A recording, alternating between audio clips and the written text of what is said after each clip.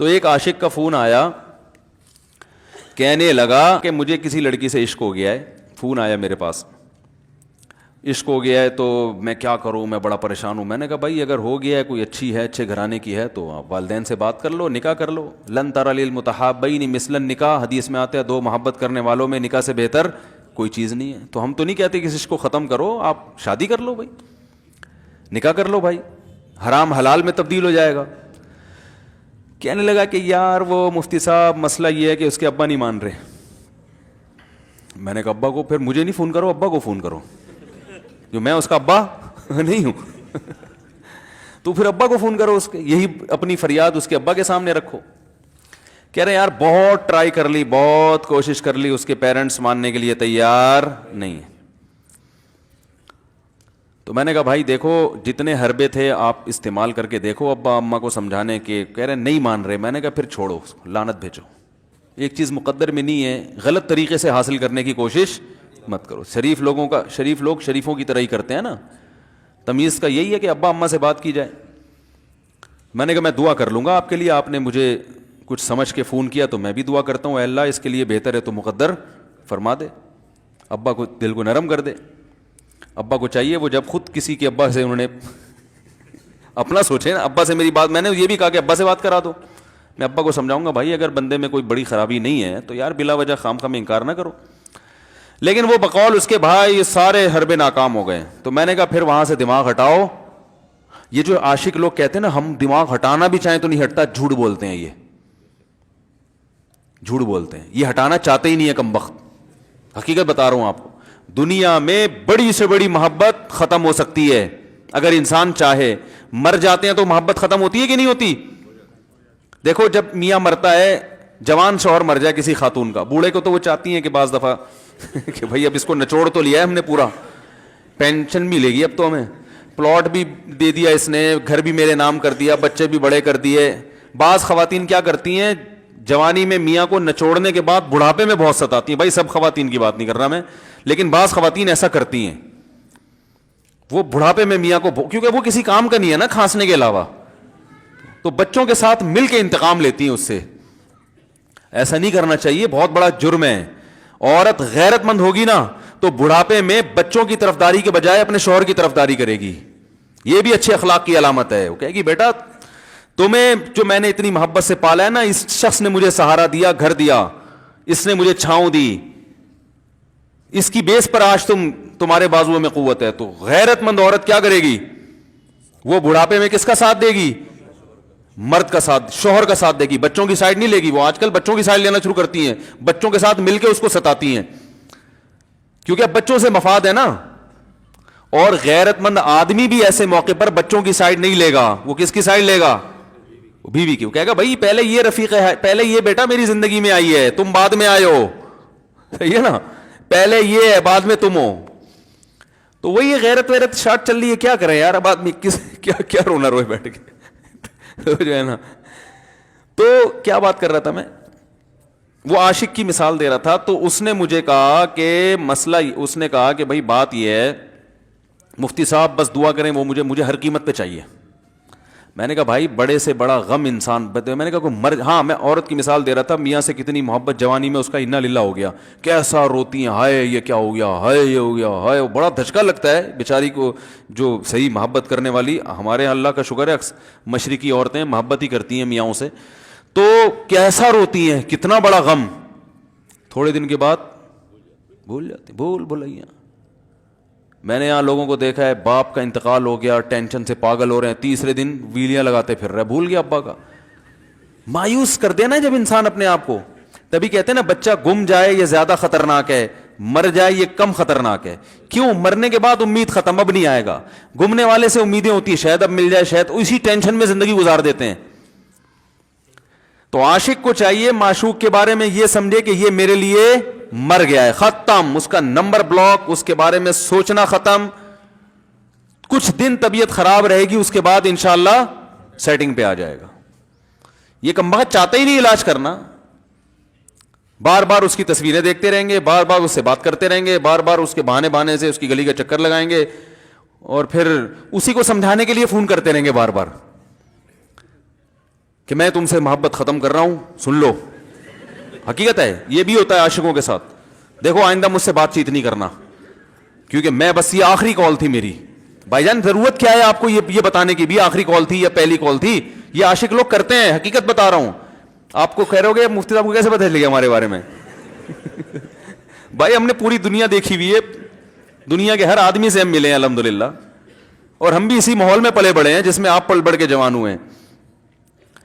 تو عاشق کیا کرے گا کم بخت, وہ بہانے سے سمجھاتا رہے گا, کبھی ڈانٹتا رہے گا, تعلق ختم, نمبر بلاک, آئندہ مجھ سے بات نہیں کرنا, میرا ایمان خراب ہو رہا ہے, جاؤ دفع ہو جاؤ. پھر 2-4 دن کے بعد چیک کرے گا کوئی کال تو نہیں آئی بھی, اس نے میری ہدایت پر عمل کیا, اس نے نمبر بلاک کیا. تو آپ کبھی بھی ٹھیک. پہلی بات تو یہ کہ عاشق کو چاہیے وہ یہ سمجھے کہ میں بیمار ہوں, یہ بیماری ہے. ہر وہ چیز جو آپ کو نارمل لائف سے ہٹا دے وہ بیماری ہے یا نہیں ہے؟ وہ ٹینشن ہے, وہ بیماری ہے بھائی. ایک چیز نہیں مل رہی, تمیز سے نہیں مل رہی, چھوڑ دو, اس کا تصور دماغ میں لانا چھوڑ دو, اس کا نمبر بلاک کر دو, ایسے ہو جاؤ جیسے تھا ہی نہیں. کچھ دن طبیعت خراب رہے گی, اس کے بعد انشاءاللہ ٹھیک ہو جاؤ گے. حضرت حکیم الامہ مولانا اشرف علی تھانوی رحمہ اللہ کے پاس ایک عاشق آیا. اس نے کہا ایک گھوسن کہتے ہیں نا, وہ جو گوالے ہوتے ہیں نا, ان کی عورتیں جو دودھ وودھ بیچتی ہیں, تو ایک دودھ والی عورت پہ یہ عاشق ہو گیا تھا, اور نکاح کو کوئی چانس ماس تھا نہیں. یہ حضرت حکیم الامہ رحمہ اللہ کے پاس آیا اور کہنے لگا کہ جو مسئلہ یہ ہے کہ میں جو ہوں نا, میرے دماغ میں وہ سما گئی ہے, اب جو ہے میں جو ہے نا بس میرا کوئی علاج کریں میں ٹھیک ہو جاؤں. ہاں, کہنے لگا مجھے وہ دلا دیں آپ اللہ والے ہیں, بہت پہنچے ہوئے بزرگ ہیں, تو بس آپ کسی طرح اللہ سے مانگیں وہ مجھے مل جائے. تو حکیم الامہ نے فرمایا کہ دیکھو بھائی, پہلے تو استخارہ کرو. استخارے کا مطلب وہ والا نہیں استخارہ جو آج کل ہو رہا ہے, یعنی اللہ سے دعا مانگو, اللہ یہ بہتر ہے تو مقدر کر, بہتر نہیں ہے تو مقدر. ہو سکتا ہے اللہ کے علم میں یہ بہتر ہی نہ ہو, یہ بھی تو ممکن ہے کہ آپ چاہ رہے ہو ہر وہ چیز جو ہم چاہتے ہیں وہ ہمارے لیے اچھی نہیں ہوتی. تو اللہ سے پہلے دعا مانگو, اور پھر جو ہے وہ پیغام بھیجو. اگر نہیں قبول ہوتا تو پھر اپنا دماغ یہاں سے ہٹاؤ. اور دماغ ہٹانے کا طریقہ یہ ہے کہ اس کا جان بوجھ کر تصور نہ کرو. یہ میں نے پورا واقعہ ایسے سنا رہا ہوں کہ کوئی عاشق واشق بیٹھا ہو تو وہ سن لے کہ اس طرح سے علاج ہوگا. کبھی اس کا دماغ میں تصور نہ لاؤ, ٹھیک ہے نا, جان کر نہ لاؤ. خود بھی آ رہا ہے تو وہ ایک الگ بات ہے نا, وہ تو غیر اختیاری چیز ہے. خود سے آ رہا ہے تو ایک الگ بات ہے, جان کر نہ سوچو اس کے بارے میں. اپنے آپ کو مصروف رکھو, اس کی طرف کبھی جاؤ نہیں, اس راستے سے نہ گزرو. تو یہ پرہیز ہے, یہ پرہیز کرو گے تو پھر میں دوا بتاؤں گا. یہ بھی دوا نہیں, میڈیسن نہیں دی ہے, یہ تو اس میڈیسن کے پرہیز ہیں. اس کے بعد میڈیسن بھی ملے گی, جو ذکر وہ بتائیں گے اللہ کا ذکر وہ بعد میں, پہلے یہ پرہیز. اس نے کہا یہ نہیں ہو سکتا مجھ سے. اس نے کہا مجھے تو دودھ چاہیے نہیں ہوتا, پھر بھی وہاں جاتا ہوں میں دودھ خریدنے. مجھے تو دودھ کی ضرورت نہیں ہوتی, پھر بھی جاتا ہوں. اور کہا آپ بس مجھے کسی طرح سے وہ دلا ہی دیں. تو حکیم الامہ پہلے زمانے میں لوگوں میں بزرگوں کا احترام بھی تھا, انہوں نے ایک تھپڑ لگا دیا اس کے. اب دیکھو آپ کہو گے بد اخلاقی ہے تھپڑ لگانا, حالانکہ یہ عین اس موقع پر کیا تھے, اخلاق تھے. انہوں نے ایک زور سے تماچا لگایا, کہا کہ جب علاج کرانے آیا ہے تو طبیب کی بات مانتا ہے نہیں. اب ڈاکٹر اگر کسی مریض کو کہے یہ کرو وہ کرو, کہہ رہا ہے میں یہ نہیں کروں گا, تو ڈاکٹر کہ دفعہ ہو یہاں سے, میرا ٹائم کیوں ضائع کر رہے. ایک تھپڑ لگایا اس کے زوردار نا, بولا جب آئے ہو ہم سے علاج کرانے کے لیے اور ہماری مانتے نہیں ہو تو ٹائم کیوں ضائع کرو ہمارے. زور سے تماچا لگایا.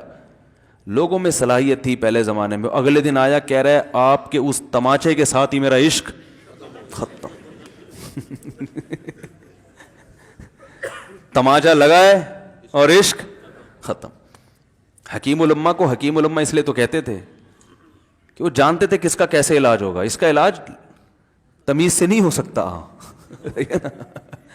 اس کو یہ ہے کہ زبردستی اس کے کولے میں انجیکشن ٹھوک دو, تو وہی کیا انہوں نے. تو لگایا زور سے تھپڑ اس کا. تو ایک اور واقعہ ایسا بڑا دلچسپ ذہن میں آیا تھا, اس کا بھی علاج ہو گیا تھا فوراً. یہ تو تھپڑ لگایا تھا نا, بڑا دلچسپ واقعہ ذہن میں آیا تھا, نکل ہی گیا ذہن سے. تو انہوں نے لگایا اس کو زور سے تھپڑ اور اس کا ہو گیا علاج. ہاں ایک دہریہ آیا, ایک شخص آیا, دہریہ نہیں تھا, مسلمان تھا, یونیورسٹی میں پروفیسر تھا. وہ کہنے لگا مجھے اسلام کے بارے میں نہ بڑے وسوسے آتے ہیں, پتہ نہیں اسلام ٹھیک ہے یا نہیں ہے, کیا ہے یہ. ہر آدمی کا علاج دلائل سے نہیں ہوتا, یاد رکھو. جو حکمت والے لوگ ہوتے ہیں وہ سمجھتے ہیں کہ اس کا فالٹ ہے کیا, اس کے اندر ٹیکنیکل خرابی ہے کہ اس خرابی کو دور کرتے ہیں. اس کو ہر طرح سے دلائل سے سمجھا دیا, پھر بھی آیا کہنے لگا حضرت مجھے بڑے اشکالات. حضرت حکیم اللہ نے فرمایا دفع ہو جا یہاں سے, تیرے جیسے آدمی کو اسلام کی بالکل بھی ضرورت نہیں ہے, تو کافر ہو جا. تو یہ سمجھ رہا ہے کہ تو اسلام پر احسان کر رہا ہے. یہ جملہ انہوں نے کہا ہے اور کہہ رہے میرے سارے وسوسے ختم.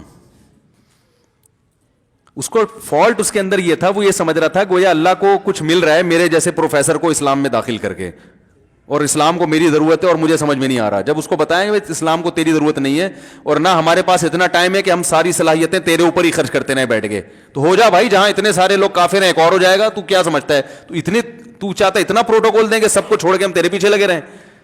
تو اس کو اپنی اوقات سمجھ میں آ گئی, اس کو اوقات سمجھ میں آ گئی, بھائی یہ میری ضرورت ہے, اسلام کی ضرورت میں نہیں ہوں. لیکن یہ آپ نہ کرنا شروع کر دیں, کو تھپڑ لگا رہے ہیں اور یہ کر رہے ہیں. ہر آدمی پہ ہر چیز سوٹ نہیں کرتی. تو اسی وجہ سے دیکھو اسلام نے بچوں پہ سختی کرنے کی بھی اجازت دی ہے, بلکہ بعض مواقع پہ حکم دیا ہے.